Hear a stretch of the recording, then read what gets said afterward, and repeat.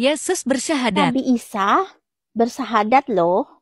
Dalam Yohanes 17 ayat yang ketiga berkata, hidup yang kekal itu mengenal satu-satunya Allah yang benar dan mengenal Yesus Kristus yang engkau utus. Makanya saya bersahadat mengikuti sahadat Nabi Isa. Shalom, salam sejahtera di dalam nama Tuhan Yesus. Nah, berulang kali saya katakan bahwa saya sangat menghargai pilihan keyakinan seseorang. Silakan Anda memilih keyakinan apapun.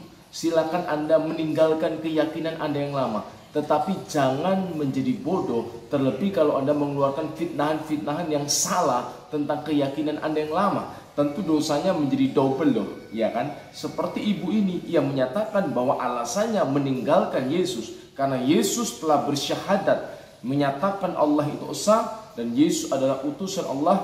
Karena Yesus bersyahadat, maka saya bersyahadat juga dan meninggalkan Yesus. Nah, ini tentu sebuah pemahaman yang salah karena ia tidak memahami keseluruhan teks pernyataan Yesus itu, ya kan?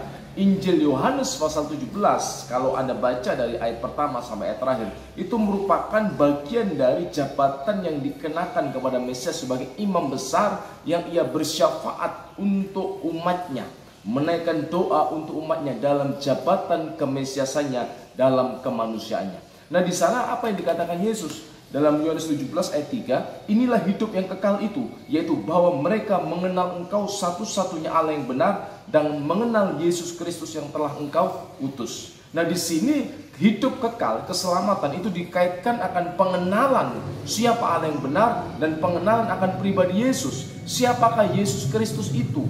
Dikatakan yang telah engkau utus. Maknanya bukan rasul seperti rasul-rasul manusia pada umumnya, tetapi kata utusan di sini harus kita kembalikan kepada pernyataan awal dalam Injil Yohanes pasal yang pertama ayat pertama. Siapakah Yesus? En-arche hologos. Pada mulanya adalah Sang Firman, Firman bersama dengan Allah, dan Firman itu adalah Allah itu sendiri. Wa kana kalimatullah. Dia adalah Sang Firman. Yesus adalah Sang Firman, pencipta segala sesuatu, yang dikatakan dalam Injil Yohanes, bihi kana kullu syai'in, dijadikan segala sesuatu itu melalui Dia sebagai Sang Firman. Dengan lain kata, utusan di sini itu menunjuk kepada keberadaan Yesus Sang Firman, karena memang dalam Perjanjian Lama Firman itu seringkali dipersonifikasikan sebagai yang diutus oleh Allah. Dalam Mazmur 107 ayat 20, Yesaya pasal 55, di sana firman itu disebut yang diutus oleh Allah.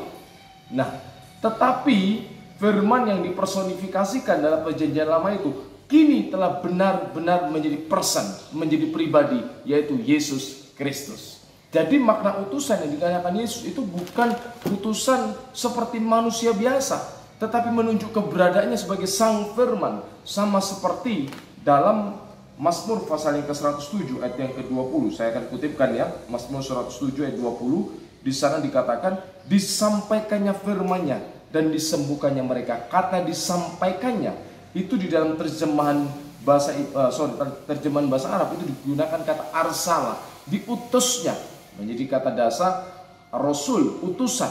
Arsala kalimatahu, diutusnya firman-Nya. Ini firman dipersonifikasikan sebagai yang diutus. Nah, kini dalam pribadi Yesus Kristus, Sang Firman itu benar-benar menjadi person, menjadi pribadi, yaitu Yesus Kristus, pencipta segala sesuatu. Dia adalah Allah itu sendiri. Jadi tolong ibu belajar lebih dalam lagi, belajar yang benar tentang iman Kristen, sehingga Anda tidak melontarkan fitnah-fitnah yang tidak berdasar, yang hanya akan menambah dosa Anda karena telah meninggalkan Kristus. Nah, kiranya apa yang saya sampaikan ini menjadi berkat bagi kita semua. Amin. Tuhan Yesus memberkati dan selamat hari Minggu.